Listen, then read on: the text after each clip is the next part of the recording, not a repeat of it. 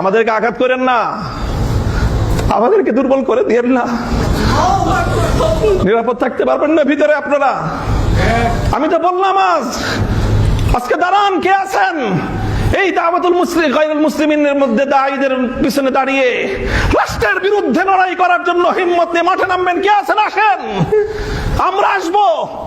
আমি ঘোষণা দিয়ে যাচ্ছি আপনাদের কাছে, এটা নিয়ে যদি সামনে আমাদেরকে আরো বড় কোনো পদক্ষেপ নিতে হয়, যদি সরকারের বিরুদ্ধে এটার জন্য রুখে দাঁড়াতে হয়, আমরা রুখে দাঁড়াবো ইনশাআল্লাহ।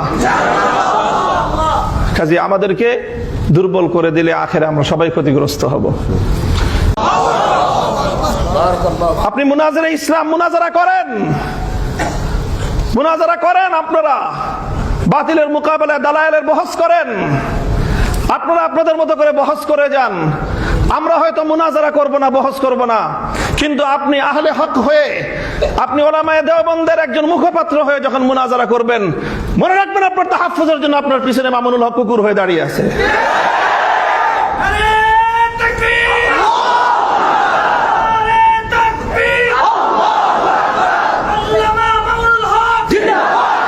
এটা হলো আমাদের রাজনীতি, এটা হলো আমাদের রাজনীতির